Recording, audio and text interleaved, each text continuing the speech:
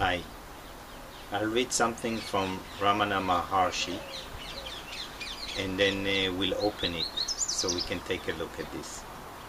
Again, is to see what the sages from the past are pointing for one to realize the truth, the ultimate truth. And that can also remove doubt in the mind, and one can have the conviction that it's many sages were pointing at the same truth.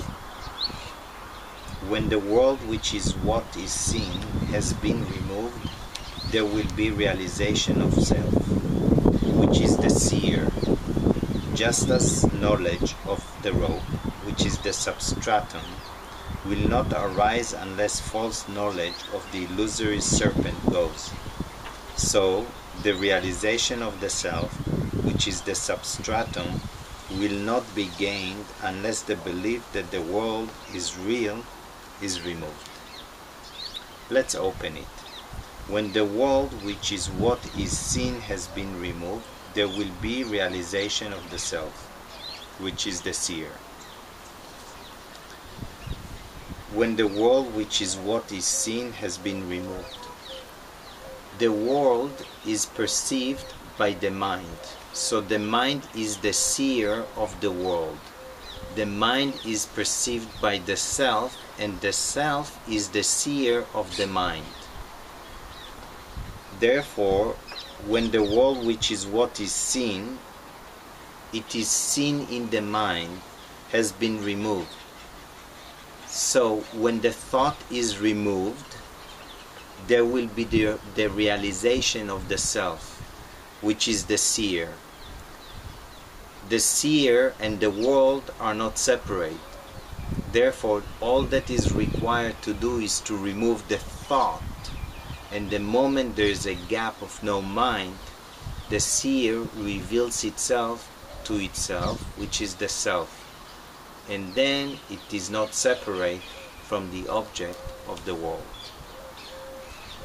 Just as knowledge of the rope, which is the substratum, will not arise unless false knowledge of the illusory serpent goes. The example here is a rope and a snake. When you actually walk at night and you see a snake, you might believe that there is a snake. Then you turn on the light and you see it is a rope. The moment you turn on the light and you see it is a rope, the illusion that there was a snake was removed. The same here is pointing, just as knowledge of the rope, which is the substratum. The source of the mind itself is the silence, is the self. It is the substratum.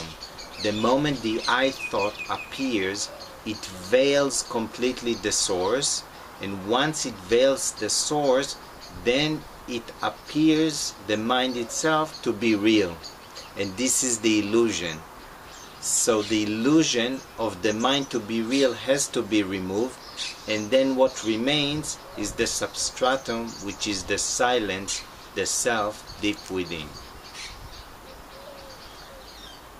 And he continues, so the realization of the self, which is the substratum, will not be gained unless the belief that the world is real is removed.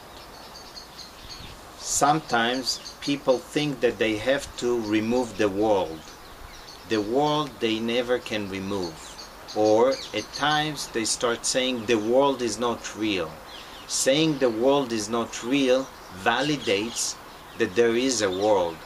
Therefore, this is a confusion as well.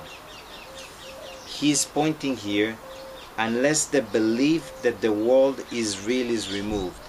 The belief that the world is real is only in the mind. Therefore, when you examine your beliefs and you experience and see that the beliefs are not real, the world follows right away, and you realize that the thoughts about the world are not real. And once you realize that the thoughts about the world are not real, you stop being mesmerizing by the thoughts, getting attached to them, looking for the truth in the thoughts. because the nature of the mind is to seek the truth, get attached to it and dissolve, disappear into truth itself, what happens, the moment I believe the thoughts to be real, I get attached to it because I'm seeking the reality. Yet the moment I realize the thoughts are not real, I shift the attention from the thoughts and I fix the attention on that which is always real. Silence, the self, the stillness from within. And then the mind dissolves and disappears into the silence itself. Thank you. I wish you all the very best.